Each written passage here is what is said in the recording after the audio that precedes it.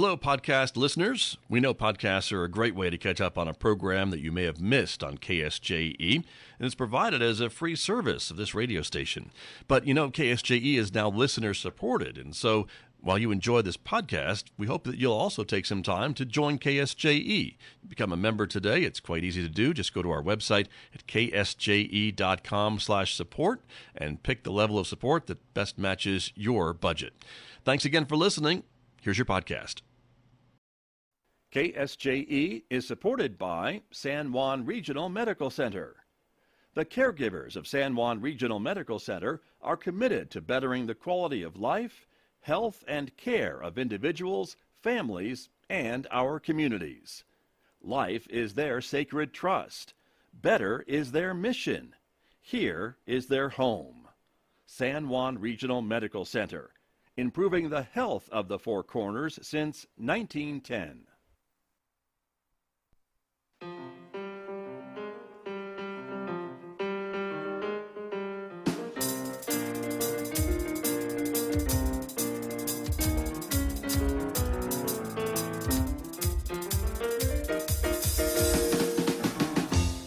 11 minutes past 8 o'clock. It is Monday morning, the third day of the second month, 2025. Good morning, everyone. I'm Scott Michlin. Thanks for tuning in to KSJE 90.9 FM over the air right here in San Juan County, New Mexico. In Durango, Colorado, we broadcast all the time at 103.3 FM. And if you're listening anywhere else on planet Earth, you've gone to our website to do that, ksje.com.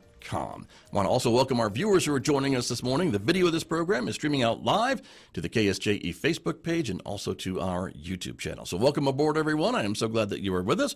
We're going to get right to it this morning with my guest today from the city of Farmington. It's always great to have the mayor in the house this morning. Farmington Mayor Nate Duckett is here with me this morning. Mayor, good morning. Scott, good morning. It's a pleasure to be here as always. Great to have you here. Studio. Thank you very much. Yeah. Well, we appreciate you coming over and just letting us know about some of the many projects in the city of Farmington these days. And I'm not talking about road construction. I'm talking about other projects. So well, there's going to be a lot of both. Both. That's true. Right? There's going to be the good with the bad, and ultimately it's all good. That's true. That's very true. But Great to have you here. I guess the biggest thing I wanted to bring up is the return of commercial air service to Four Corners Regional Airport, which has been a long time coming, not for lack of trying, I know, on the city's part. No, definitely. It's been something we've been working on since 2017. Really, when Great Lakes went bankrupt, it was like, what are we going to do? We got to fill this gap, especially with the initiatives I think that we've kicked off to try and grow and diversify this local economy, recognizing that air service coming directly into your city makes a big difference. But if you recall, you've told the story, Mr. Know-It-All. Right. You've told the story about why potentially we wouldn't get air service back due to the limitations of the land where our airport exists now. Fortunately, we've had some assistance from our federal friends, and we've put about $25 million of their and our dollars, really their dollars, right? Right. Into that runway to extend it so that it was long enough to allow for commercial jet air service to come to Farmington. Right. And this is because of changing regulations, quite frankly, right? Because folks will say, but I remember when, the larger planes used to fly into Farmington. And so it's just because the regulations changed and requiring some of these improvements to the runway and things like that. Am I right? That's right. Exactly right. Yeah. Coming from the federal government down, the requirements for the length had changed. And a lot of that's about safety and things like that, which we understand. And then the pilot shortage, that occurred after COVID, that was another component that really limited our ability, because you recall in 2019 we had the MOU with SkyWest, who is this nation's #1 regional air carrier. Right. When you're wanting to go out and get the best, SkyWest there's no better. So they had that MOU in place. Of course, 2020 events took place, and they weren't able to fulfill that obligation. How close was that to happening? It wasn't that. It was pretty close, wasn't it? To SkyWest coming in and before the pandemic, and then the pandemic happened. Exactly. No, it was like right there. It was going to happen. It was going to happen. Yeah. I had signed the MOU. That's what I thought. Yeah. Yeah. So, but we stayed in touch with them, and we went out actually and did 2 different visits to their headquarters.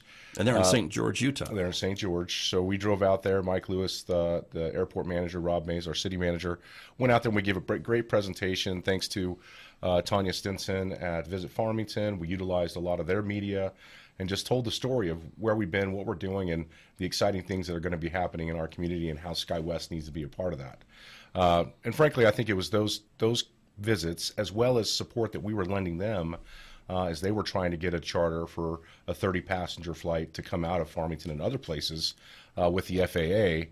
So we had lended letters of support for their efforts there as well. So we've got a good partnership. Their CEO, CFO, and the Director of Operations, they get it, and we're excited that they've stuck with us. Very good. And so again, reservations are open now They are. for flights beginning in May the 9th, right? So May 8th will actually May be 8th. the first flight in. So there'll be a Denver flight coming in that night. Right. The plane sits overnight, and the first flight out will be the morning of May 9th, which is a Friday. Okay. I'll be on that flight. Okay. I'm excited to be on Got the plans in Denver, you've been telling me, Yeah, right? we're going to go watch the Rockies play, go see my family, and make a good weekend out of it. But it's going to be a monumental moment, I think, certainly for this community and myself. I love the fact, Scott, that it's this early AM flight out. So you leave at 5:55 in the morning, Right. But then you get back at 9:30 at night. So that gives you all that day if you've got connecting flights you need to get to, or if you just have business plans in Denver. I know you're a big Bills fan, so Yes, I'm a big right. Bronco fan. Yeah, let's and go. Mike Lewis sent me an itinerary and said, Mayor, here's what you can do every Sunday. There you go. You All can right, fly I'm to- there. Let's go. Fly to Denver. All right. You got an extra seat in your box, don't you, Mayor? I wish I had. There you are.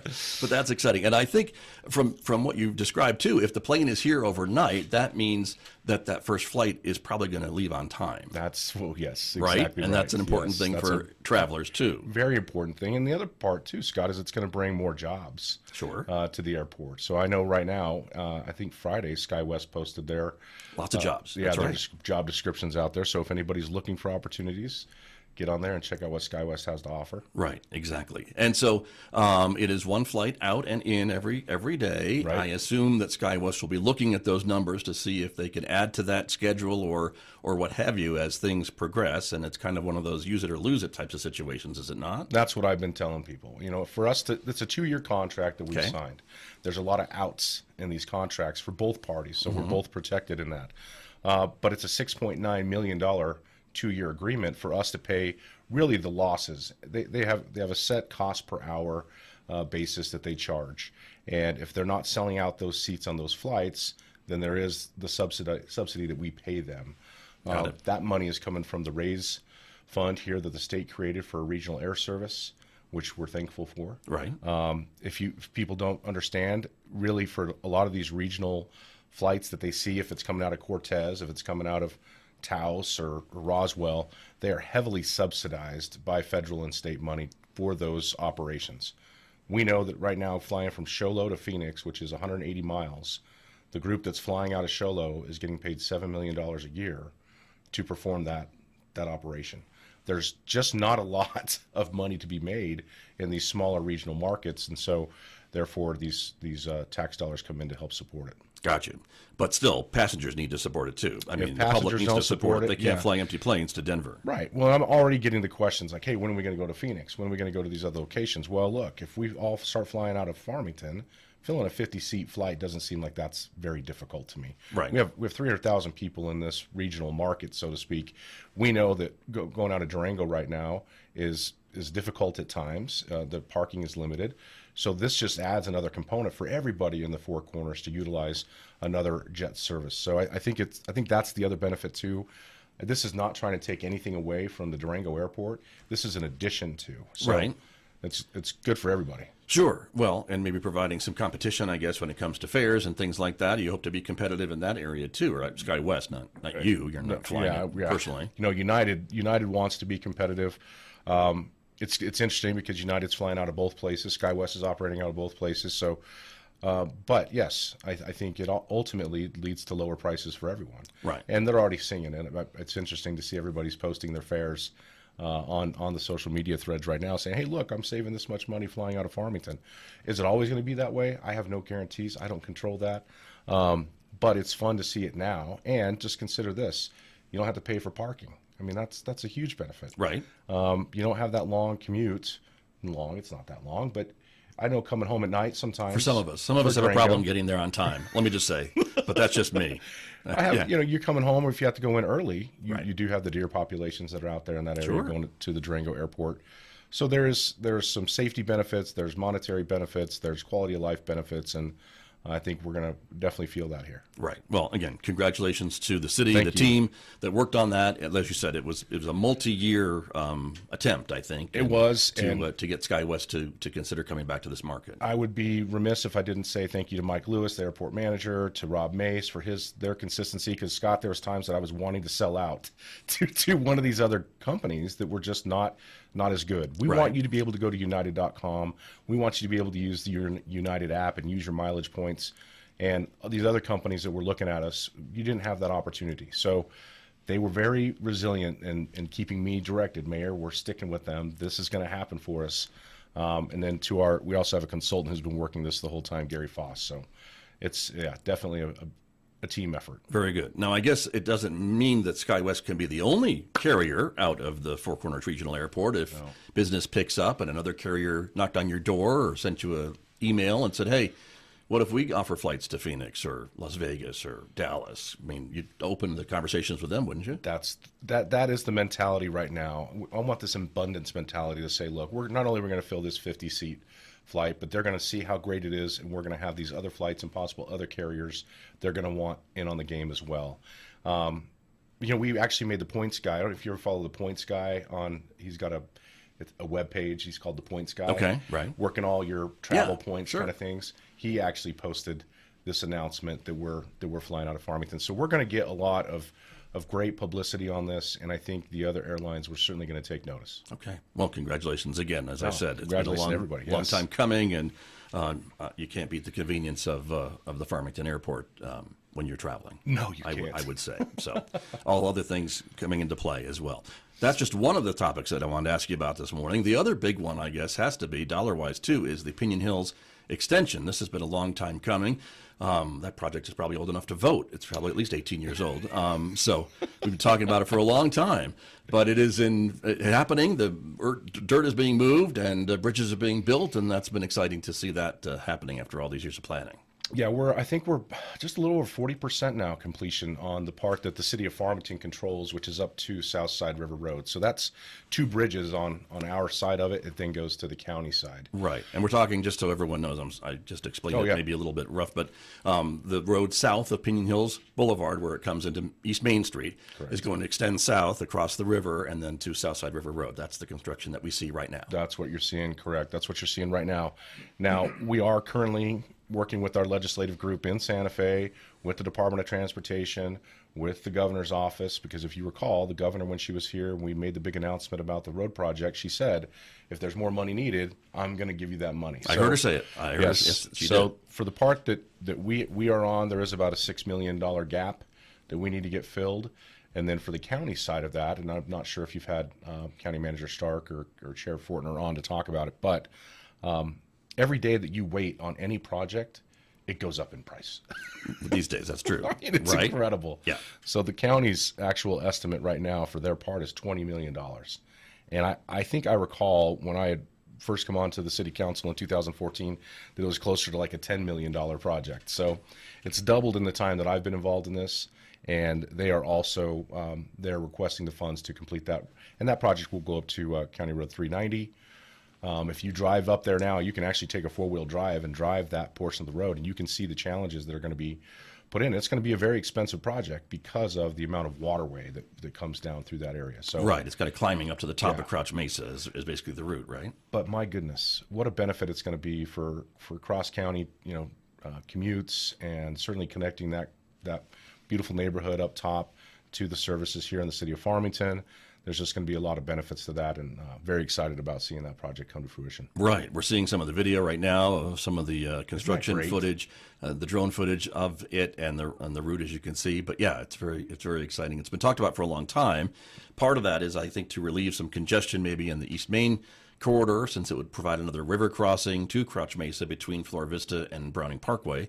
That's part of this. And also spurring development. I know the economic development folks have been talking about, when you put another major thoroughfare into an area that doesn't have it, that will spur some development, whether it's residential or commercial. Remains to be seen, I guess, right? Well, we know that the commercial here at East Main property right there at the corner of East Main and Pinion Hills, they have already worked with the Department of Transportation to build in their entry into their parking lot. So That, yeah, you know that's going to probably sell quickly, and we'll see some construction going on there. I think, Scott, at one point it was Kohl's who was looking at building on that particular corner. So, maybe there's potential for us to see a business like that come in. But yeah, that's going to spur a lot of development. I think additional residential development up top on the Mesa as well. And for folks to know, I mean, I think about these things now, being in this position. Sure. We tore out a lot of trees, with the creation of this road. Right. For every one tree we take out, we're putting in 4. So Nice. I know those are, we get concerns like that, but I just love watching the video. It's amazing to see how quickly they managed to turn this around, and they're anticipating this to be done a year from now. Nice. So that's how quick we will see this brand new road and bridge, and I can't wait. I can't wait to take it. I don't know. I like taking different routes to work, and I work downtown, so I'm just picturing myself taking this to South Side, Sure. go to Browning, and then drop down into the city from there. So There you go. Well, Yeah. that could work. So Great very, video. very exciting. And again, long time coming, expensive project. Again, thanks to the state for coming up with, what is it, 40 million? Well, is that so the number? 40 million is what this first part was, and this is ARPA money. So, you're dealing right now with the shutdown of Right. of federal funds going out to agencies, and you're like, man, I'm glad we got in when we did, because I think we'd hit the point in conversations like, look, that we weren't going to raise taxes to fund a $40 million project. I mean, that's a lot of money. Right. And if you recall this, in 2018, the state had actually, or no, it was prior to that, 16 or 17, the state had come and said, all right, we're going to be working with you guys. We'll break this into 3 phases. We'll give you the money for it. And then they pulled that money back away from us. That was a big controversial moment, and not a good one for the DOT. But I'm proud of them. They stuck with us. And Nice. man, yeah, to support Rod Montoya and our state legislative group, they keyed in and said, all right, we know there's state money for road projects. Let's get it done. And that same thing's happening right now too, Scott, by the way. There's going to be a lot of these big projects that the state's going to want to get completed, and they're trying to pull the money together to really focus on the big ones, because instead of just dispersing it to all these little ones. So I believe they've got a bill working on that right now. Nice. Well, and again, the state seems to be doing pretty good revenue-wise, and so what they keep telling why us. not spread it around the state to help with some of these major projects that would then spur other types of development, which is what we're seeing I maybe agree. from this one. And I think they could probably cancel income tax at the state too. That would be a nice thing for all of us. What does Mr. Montoya think about that? Well, I don't know. I mean, we're making all this extra money, right? Well, I mean, that's a possibility. The budget's doubled in the last True. 8 years. Very true. There's opportunities there. Think about keeping the money in the pockets of your citizens and how much better commerce would be for our state. All right, there you are. Wow, it sounds like you're running for something besides mayor, Nate Duckett. I don't know, but okay.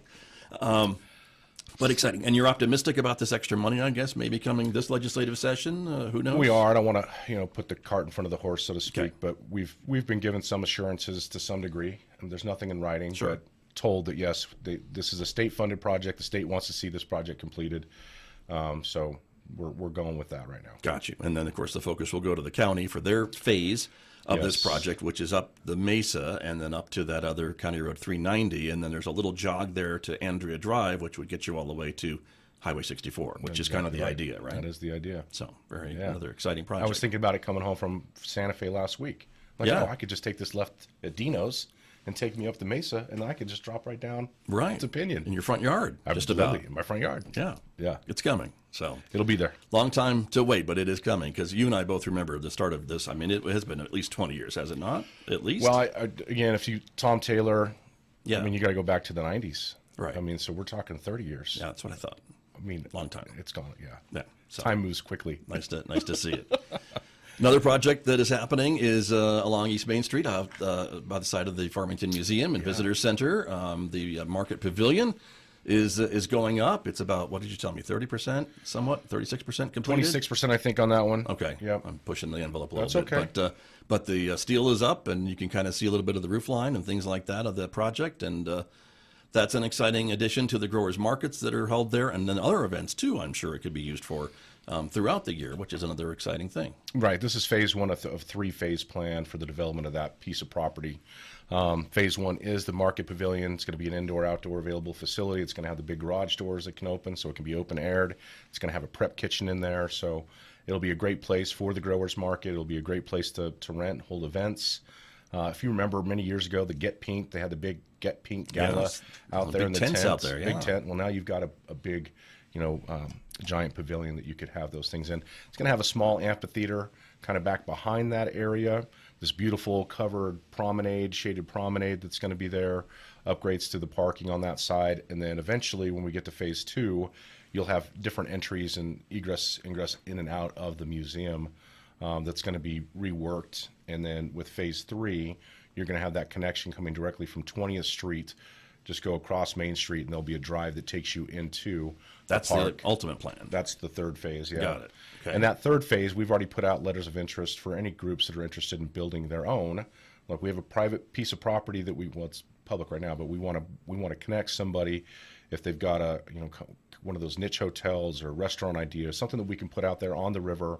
That's going to accentuate that scene, because right behind it is another project I know we're going to talk about, and that's the North Farmington Ditch Whitewater Project. We call it the Ditch Project first. Scott, I don't know if you know why. No, I don't. Well, that's the intake of the ditch, is it correct. not, right there? So North Farmington's ditch, that's where their water is diverted at that point behind the museum. And by working together with them, we were able to get the permits necessary from the Army Corps of Engineers and move this thing along, because there's an agricultural component to it.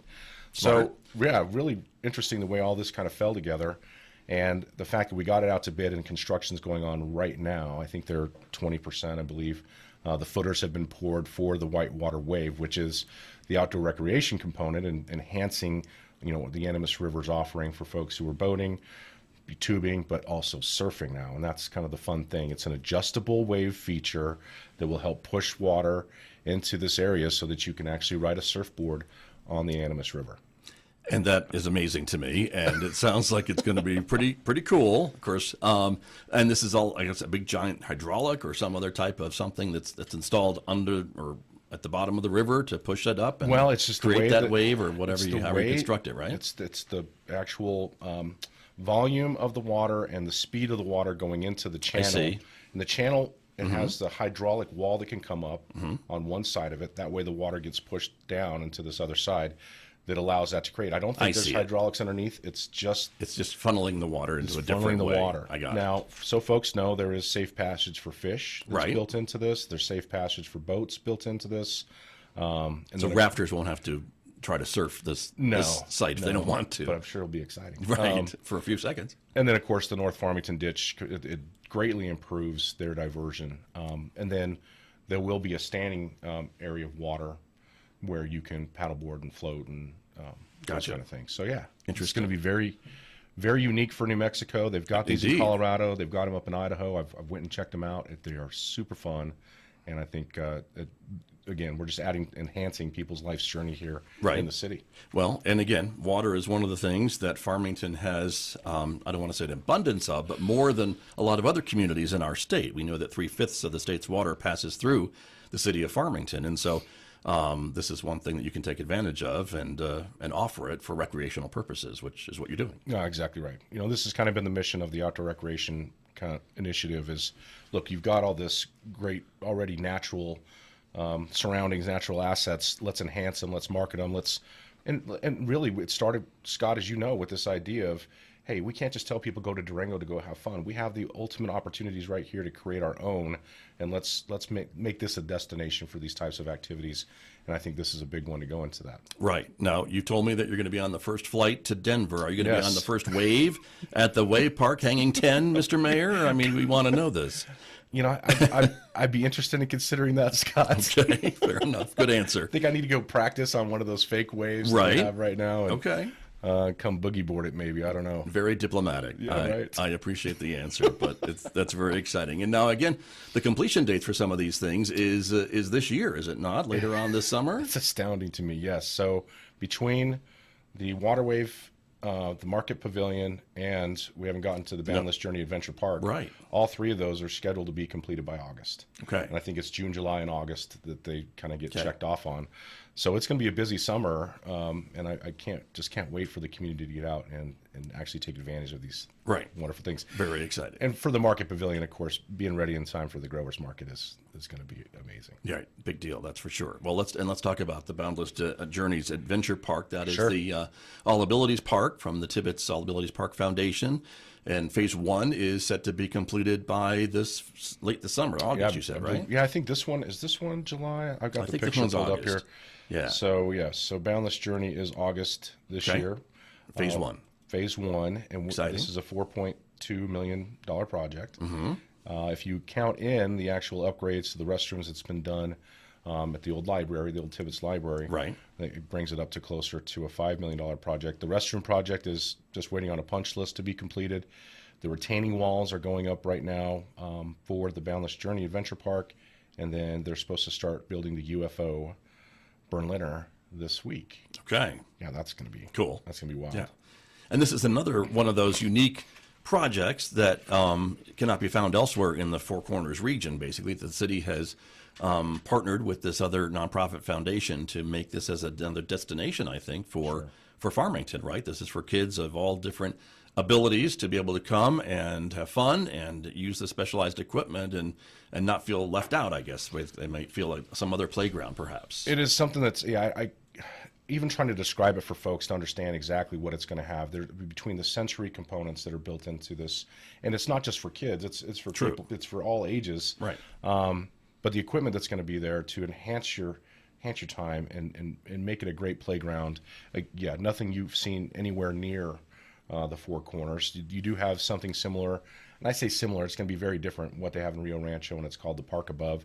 Beautiful facility as well, but it's going to make us a destination for this park in general. And there's going to be skateboard components, so you could ride your wheelchair through some of these things. There's going to be the scooters and even just a swing set that you could put a wheelchair on, I think, sets. And so that a brother and sister, one with ability and one with disabilities, can ride together, play together. That's it. And this Berliner, this UFO Berliner thing they're talking about, I mean, I think it's like a 40-foot slide or something. It's very unique, very different. It's going to stand out, and this town is going to be very proud of what's being created there. And I do want to thank the Tibbetts All Ability Park Foundation for their vision. I mean, it really takes people like Marilyn and her group just to push these kind of things forward, to say, no, this is important to us, and here's why.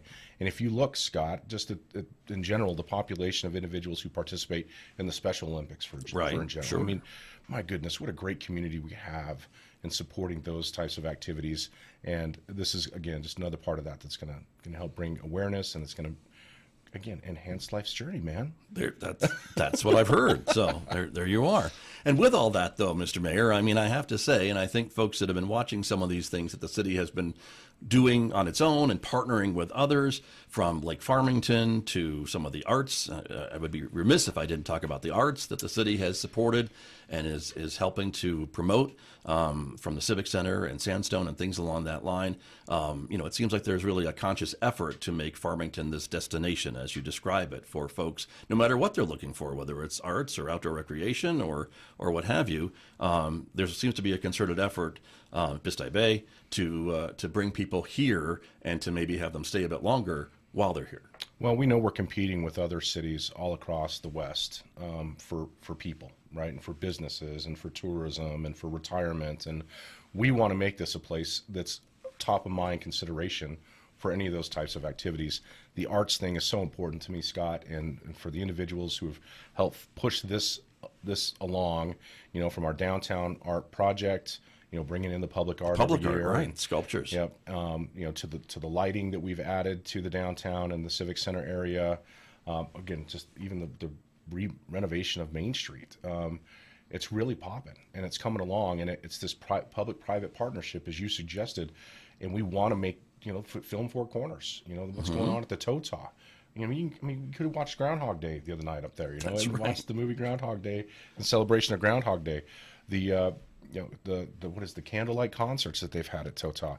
There's a lot of wonderful things that are going on, where you can make a night out of it, you can make a weekend out of it, really, and that's the idea. Maybe we come to a show on Friday night, we take the kids to Bistai Bay or the lake on Saturday, and we get to go to the parks and all the other components that we've added to it. So, yes, I think we're moving in the right direction. And it was funny, I had a conversation many years ago with the former director of the Chamber of Commerce, and they said, "Are we trying too much?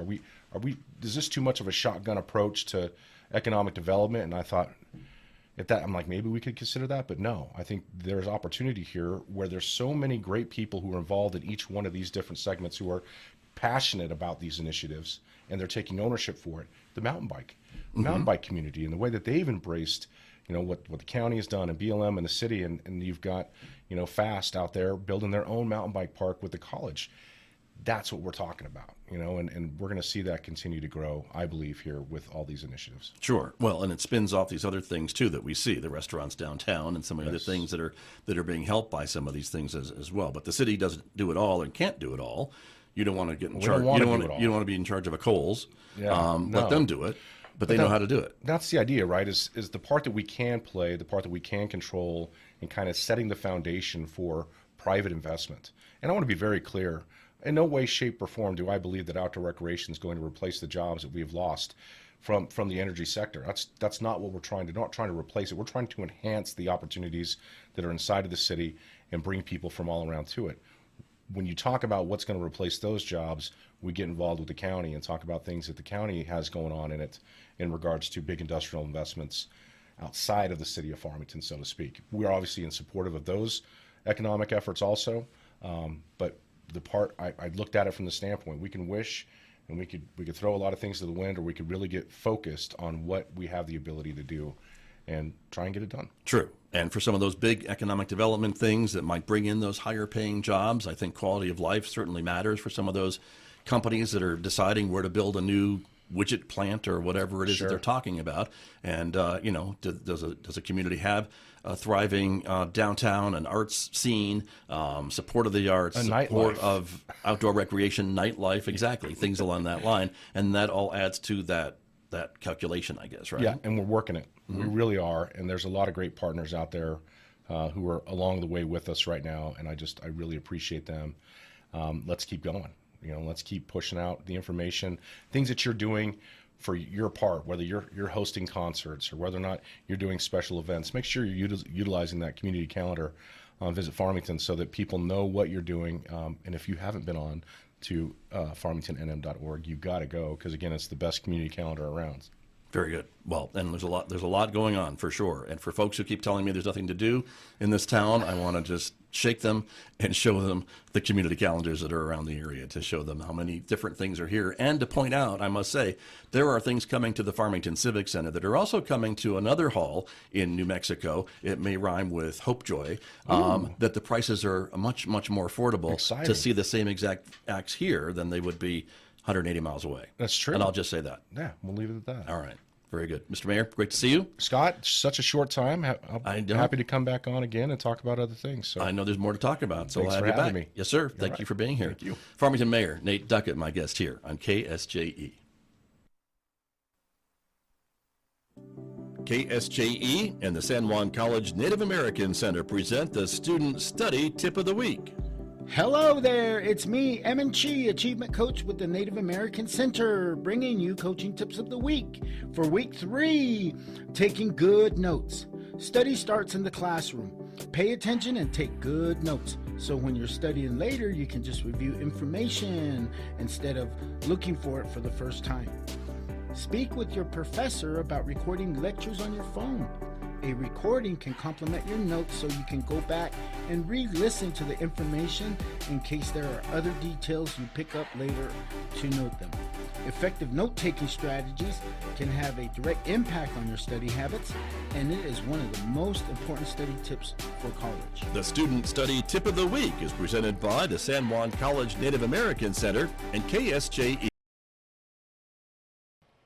Did you enjoy that podcast? We hope that you did. And if you did, share it with your friends. And if you really want to keep podcasts like this coming, please support KSJE. You can do it easily online at ksje.com.